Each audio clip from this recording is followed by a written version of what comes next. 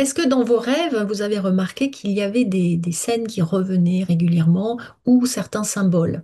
Ce sont des rêves récurrents et ce sont des rêves extrêmement importants à décrypter parce qu'ils viennent vous parler de vos schémas répétitifs. Alors, un schéma répétitif, c'est une attitude ou un comportement que vous poursuivez encore et encore, un peu comme un pilotage automatique, comme des automatismes dont vous n'êtes pas conscient. Les rêves viennent justement vous révéler ce qui n'est pas conscient. Et quand vous avez compris le rêve, quand vous l'avez décrypté et que vous voyez clairement à quoi ça correspond, eh bien vous commencez à faire des prises de conscience très profondes et vous pouvez évidemment changer votre comportement d'une manière très concrète. Je vais vous parler aujourd'hui des rêves récurrents. Je vous donnerai un exemple et puis je vous donnerai aussi un conseil pour essayer de vous en libérer. En général, les rêves récurrents ne sont pas très agréables. Ce sont souvent des cauchemars. Et tout cauchemar, tout rêve récurrent est un signal d'alerte de votre monde intérieur pour vous dire qu'il va falloir changer de comportement. Et comme ce sont des choses récurrentes, ça veut dire que c'est très ancré en vous, eh bien, il va être important de comprendre d'où ça vient. Et le rêve, c'est ça qui est formidable avec les rêves, c'est qu'ils vont vous donner la cause du problème et sa solution. Voici un exemple. Une femme est venue me consulter parce qu'elle faisait régulièrement des cauchemars sur le même thème. Ce thème est très fréquent par ailleurs, c'est celui des raz-de-marée, des tsunamis ou des inondations. Ce rêve venait lui montrer un schéma répétitif, une attitude, une réaction qu'elle avait régulièrement par rapport à certaines situations. L'eau, en termes symboliques, parle des émotions. C'est la représentation des émotions, de ce qui va, de ce qui vient, de ce qui est souvent incontrôlable et qui parfois nous submerge ou nous envahit. Et quand on fait des rêves de tsunami ou d'inondation, c'est que nous ne gérons pas nos émotions, elles nous emportent et peuvent parfois nous amener à vivre des grandes angoisses, des grandes paniques. Et donc c'est souvent la représentation des remontées émotionnelles. Eh bien, elle vivait régulièrement des situations qui la mettaient dans des états de panique ou d'angoisse extrême. À partir d'un travail que nous avons fait de recherche de sources de ces angoisses, eh bien nous avons pu réguler ces émotions. Notamment aussi, elle a appris à respirer, à calmer elle-même ses émotions, à mieux les gérer, tout en faisant un travail de transformation intérieure, sachant que les émotions sont reliées aux pensées puisqu'elles sont issues des pensées. Elle avait des pensées très négatives sur elle-même en particulier, elle se dévalorisait, elle ne s'appréciait pas. Suite à ce travail sur elle-même, sur ses pensées, sur ses peurs, et quand elle a été libérée de ses émotions submergentes, quand elle a su être plus stable, elle a commencé à faire des rêves avec de l'eau qui était calme, avec des lacs. Elle se retrouvait aussi parfois sur un bateau où il n'y avait aucun danger, pas de tempête en vue.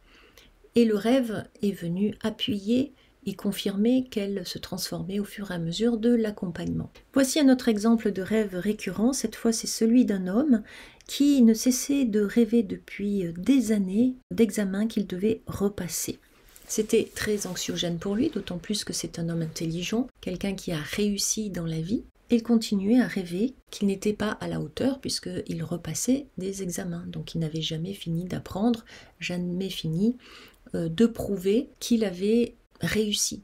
Et cela dénote un état d'esprit qui revenait encore et encore malgré sa réussite.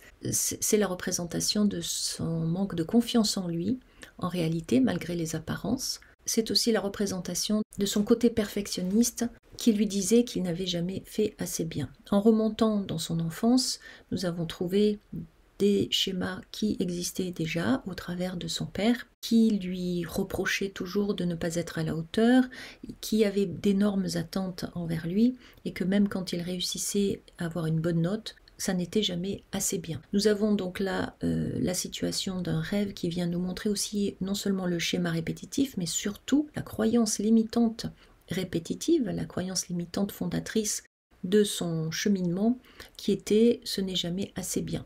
Et il projetait aussi sur les autres, sur le monde extérieur, puisqu'il était très exigeant, il examinait, il était tatillon par rapport à l'action d'autres personnes aussi. Là encore, et une fois que l'on a réparé la source du problème, venu de son enfance, et éliminer cette croyance qu'il ne faisait jamais assez bien ou que rien n'était jamais suffisant ou suffisamment bien. Il a évolué et ses rêves en même temps que lui ont changé aussi. Pour une prise de conscience approfondie, il était évidemment nécessaire d'interpréter chacun de ses rêves en détail, de vérifier quelles étaient les questions posées durant l'examen, quelle était la matière qu'il devait repasser, et c'est ce qui nous a permis de recevoir des conseils très précis et très concrets de ses rêves.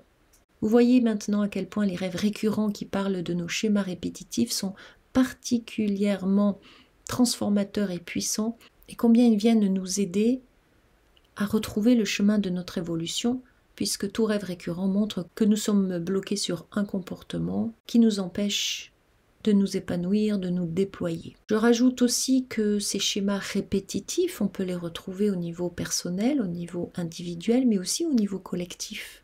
Et comme j'aime à le répéter, tel dedans, tel dehors, à partir du moment où nous allons travailler sur nos propres schémas répétitifs, nous allons aussi permettre un changement plus universel, plus collectif, car les rêves insistent très souvent dessus. Tout ce que nous faisons dans notre vie personnelle vient rayonner sur l'ensemble de la collectivité.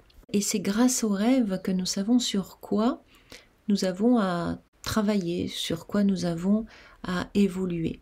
Et les rêves répétitifs sont justement là pour nous appeler de manière insistante à changer, à sortir de nos pilotages automatiques, à quitter l'inconscience pour retrouver toujours plus de conscience pour nous et pour les autres. Alors, que faire de ces rêves si vous ne les décryptez pas? C'est ce que j'appelle déployer le rêve.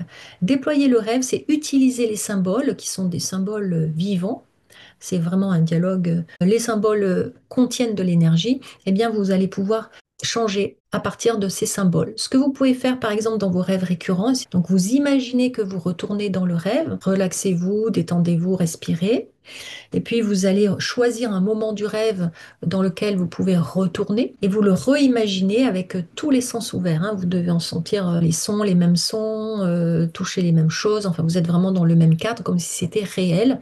Et ensuite, vous allez pouvoir essayer de trouver une solution. Reste que le décryptage est l'idéal, on peut faire les deux évidemment, mais le décryptage vient très concrètement, très précisément vous expliquer le problème, sa source et sa solution. Je vous conseille vraiment de noter vos rêves maintenant, surtout les rêves récurrents et les symboles qui reviennent.